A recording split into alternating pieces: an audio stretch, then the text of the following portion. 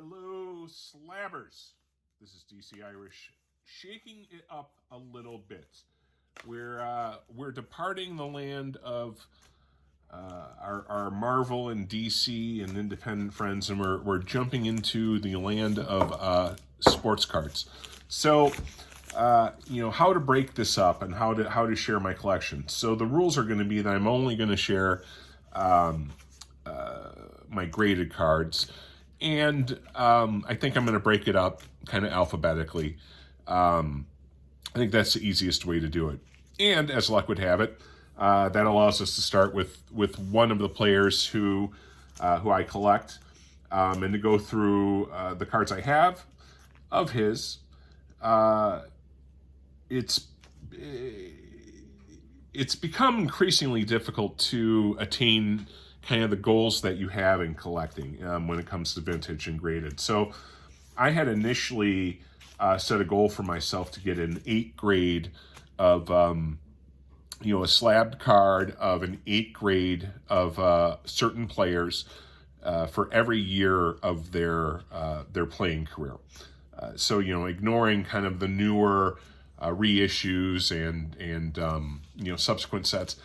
And with one exception for one player, that we'll get into as the alphabet progresses, this was somewhat easier because most of these are again, vintage players.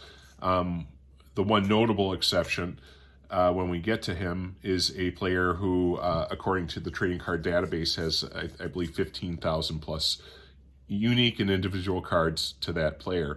That presents a problem and a difficulty in attaining a completionist mindset.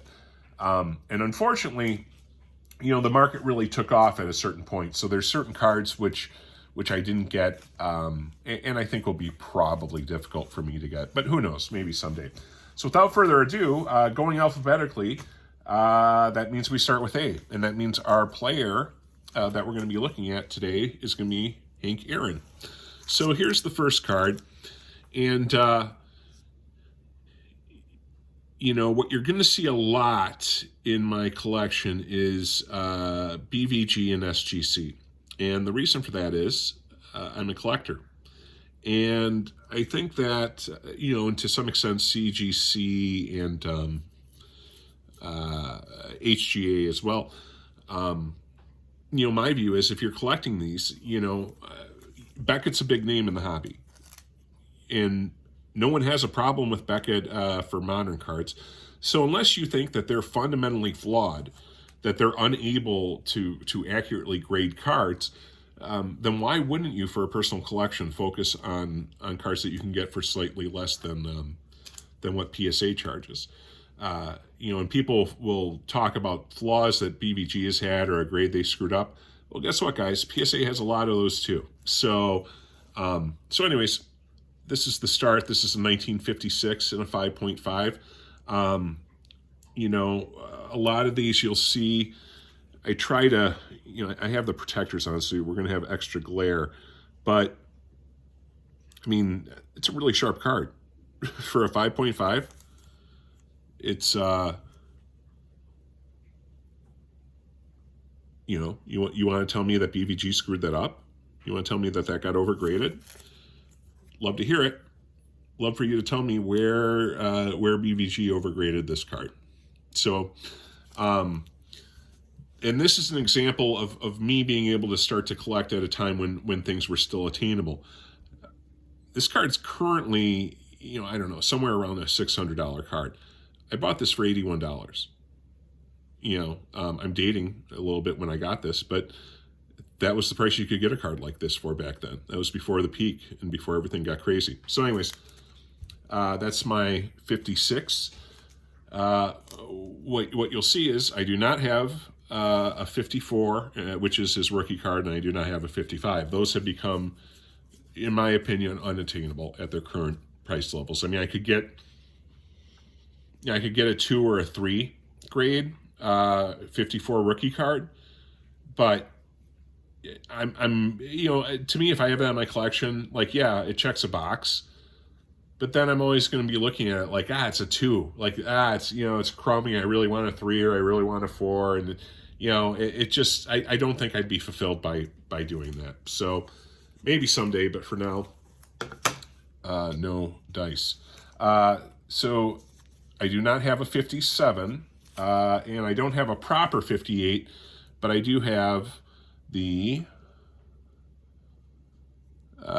58 All-Star card.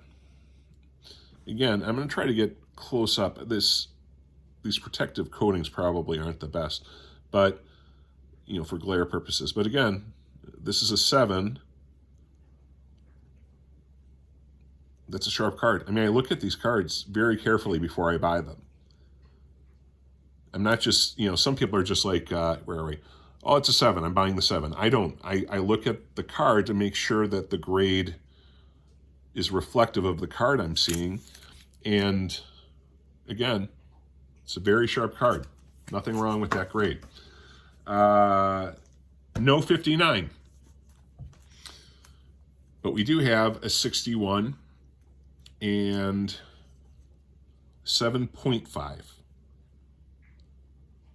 Great card, classic one. Now this one I believe was, wasn't there a story behind this? Was he...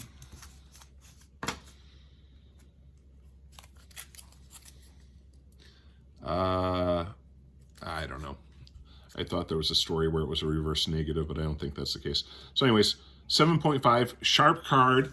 If I'm nitpicking on this, I think you got a little bit of a mark up here, which the glare is probably going to make it hard to see.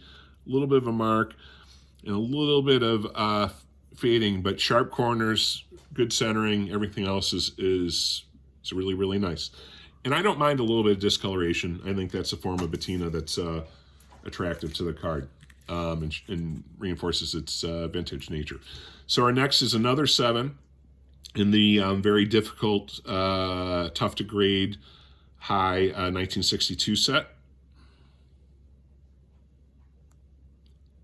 Again, very, very sharp card.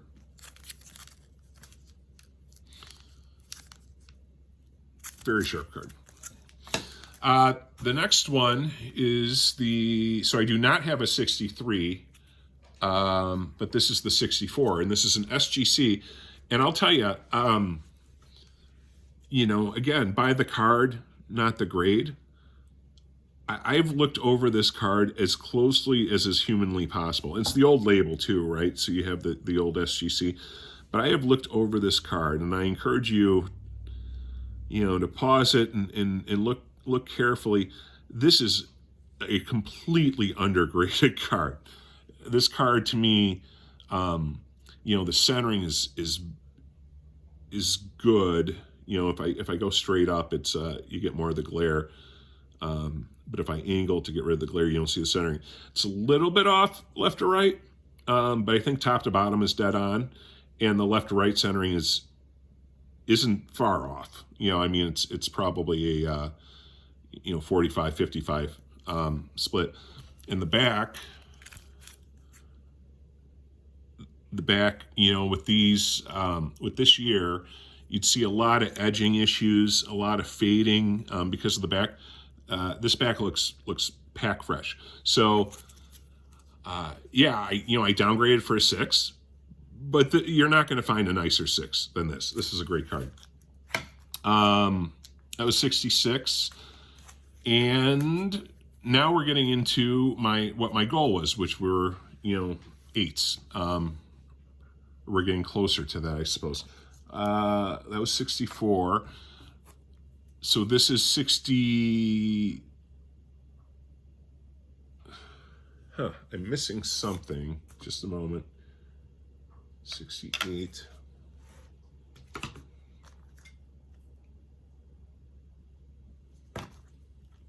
Anyways, I'll figure that out a little bit later. I think I misplaced one of my cards. So we're going to jump ahead to 67. Again, you know, a classic Aaron card, 7.5. Super sharp card. Nothing wrong with that grade at all. Again, guys, if you're a collector, if you're a flipper, I get it. PSA, you know, for whatever reason, gets a premium. But if you're a collector, don't sleep on BVG. It's you're getting so much more bang for your buck. That was 67, 68. So now we're getting into the 8s, right? So here's an 8. Again, super sharp. Nothing wrong with that card at all. BVG 8. I don't want to go on for a half hour, so I'm going to try to speed it up a little bit. Now we're up to 70. 1970, BVG 8. That's written on the plastic thing here, so ignore that. But it's BVG 8 again. Super sharp card.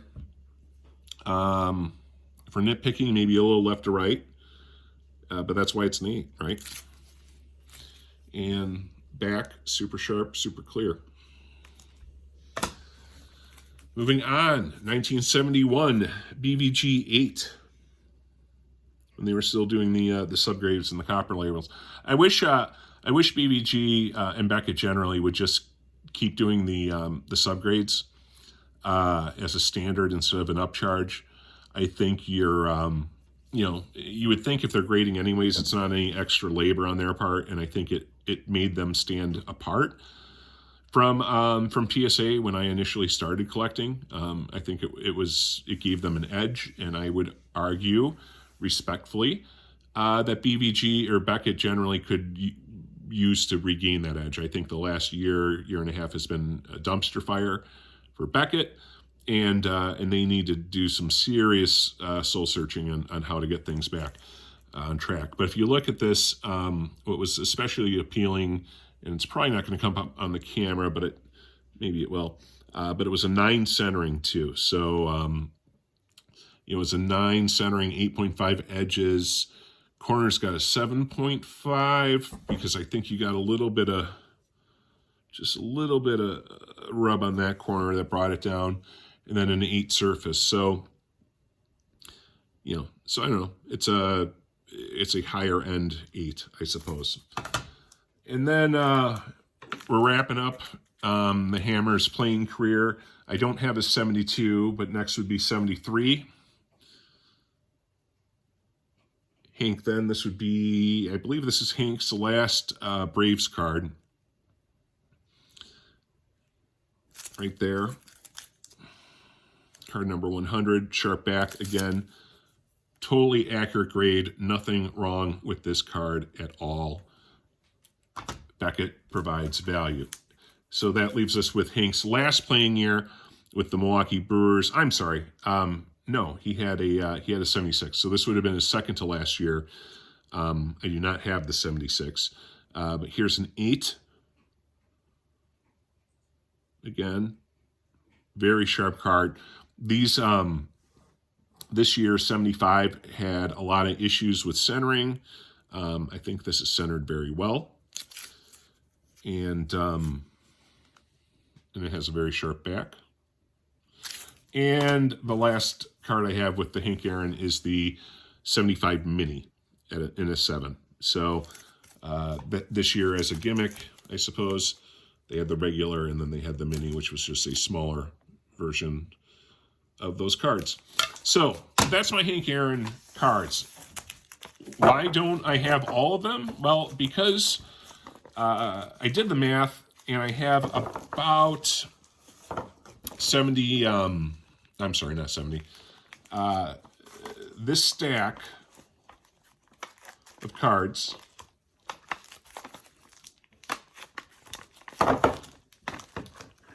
has tripled in value. From the time that I purchased these cards, they've gone up 300%, which is great. I'm glad I got these when I did, but very cost prohibitive to finish this portion of my collection. As I said, my goal initially was to get 8s, and I compromised with 7s for some of the older cards. But it was, going into this, it was I want a 7 or an 8, an 8 if possible.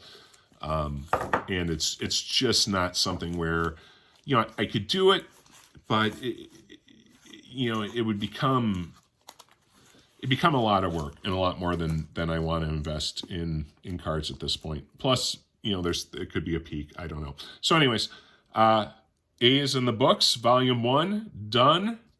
This was the first edition of the card catalog. Thank you all for coming by, letting me share my collection, and we'll talk to you later. Bye.